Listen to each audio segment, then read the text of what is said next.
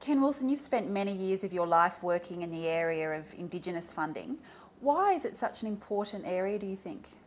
Well, obviously it's one of the most neglected areas of funding, and so that means there are many opportunities for funders to get involved. Why I think it's so important is because of the unique experience and vision of Indigenous people in terms of how we can live as human beings on the planet in a way that is joyful and sustainable at the same time.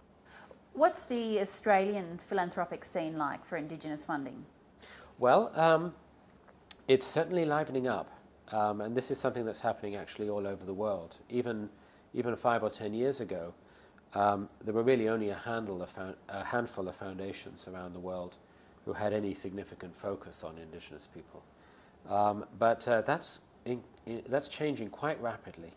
And that same rapid growth in interest is happening here in Australia, not least because I think of a realization among many Australians that this issue has not been adequately addressed by Australian institutions over the years, and that, yes, government needs to do more and differently, but government will not solve this alone. The percentage of giving to Aboriginal communities is probably on the low side. I think that there's a need to improve and increase that, particularly in terms of being able to focus on questions of leadership, on education and health, on looking at innovation within communities, because philanthropy is one way of being able to step outside of the squares that have been created by government. The only thing that really does happen when you fund Indigenous people is that you allow them to make decisions for themselves, and that's the strength. Is there a particular type of funding model that you find from your experience works best? Well, in philanthropy, one of its strengths is the diversity of models. So I always tend to be a little reluctant to suggest there's only one way of doing things. But having said that, obviously, in general in philanthropy, and particularly with marginalized people, the crucial issue is about the nature of partnership.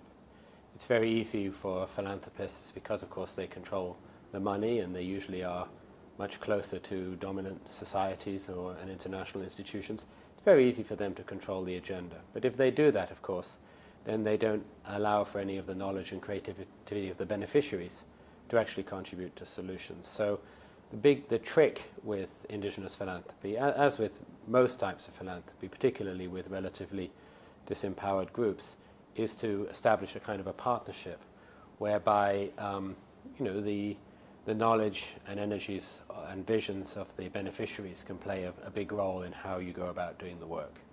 So this is a model that's not necessarily a top-down model, but perhaps a bottom-up model. This is a bottom-up model. This is a listening model. It's very important to design a strategy whereby you're empowering our local people and you're allowing them to make decisions for themselves, and you're allowing them to participate in the discussion which in government circle that concerns their lives. There is a bit of a history in Australia of white fellas coming into Indigenous communities with bucket loads of money and maybe good intentions, but the results are either fairly average or in some cases catastrophic. How does the philanthropic sector avoid that pitfall? Well, one of the things it has to do is work from the bottom up with communities. I think it has to take the pragmatic approach of identifying leadership within communities and being able to support individuals and organisations that currently have the capacity, have a proven track record, and build on the strengths of things that exist within community rather than the status quo, which is always about let's focus on the negative side of the ledger and deal with the ills and woes and try and address that. I think that there's always going to be difficulties in trying to come from below ground zero. What we've got to do is build on the strengths of things that have already been achieved and promote those that are best at being able to do that. Are there any potential pitfalls when funding Indigenous programs, Indigenous communities? Oh, to be sure, and philanthropy has done wonderful things in the world with Indigenous people and with non-Indigenous people, but philanthropists mess up too. The biggest, of course, is when you have a lot of money, you can always find someone who will tell you that your approach is inspired and is going to work. So it's very, you've got to cultivate your ability to listen, and you've got to cultivate some humility in philanthropy. Another pitfall is time frame. Most philanthropists, especially nowadays, are very keen to have, short-term massive impact. That's a very hard thing to have in general in societal change, and it's obviously particularly the case when you're dealing with old cultures and old values, and when what you're trying to change is generational and what you're trying to change is landscapes. You can get quick results in these contexts, but they're very rarely sustainable, and they're usually not positive. If we are going to assist the communities and we are going to provide them with the kind of funding they need to make changes, then we need to be we need to be in it for the long haul. Otherwise, small amounts of money for short periods of time will not move or shake any direction in which those communities want to go in. So it is really important that we continue that. And this is the difference between philanthropy groups and governments. Governments often provide small amounts of money for short term, and they don't follow it through, they don't follow it up. How important is collaboration between the funders, between the philanthropists? It's very important because, an individual funder, can indeed come up with some great new idea or approach. But if you want to have really deep change in any society, you normally need, a number of actors to play to do that, and a number of different funders. Some funders are very good at opening up questions. You need other funders sometimes to scale them up, or some funders are really good at identifying bright new ideas. Other funders are really good at bringing those into educational systems or models. So varieties of funders can bring different perspectives.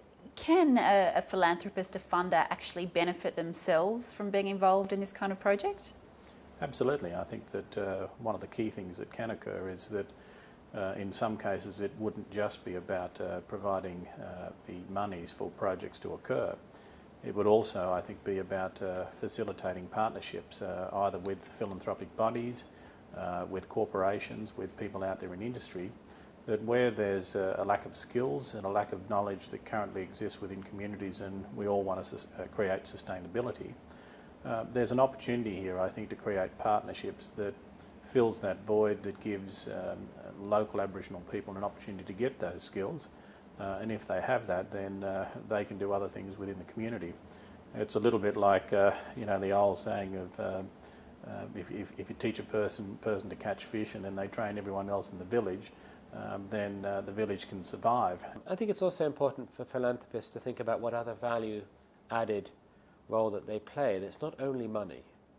Philanthropists often know about certain things or have certain relationships that can be very, very valuable for an Indigenous community or any beneficiary community. They may have access to certain levels in government. They may understand how the private sector works.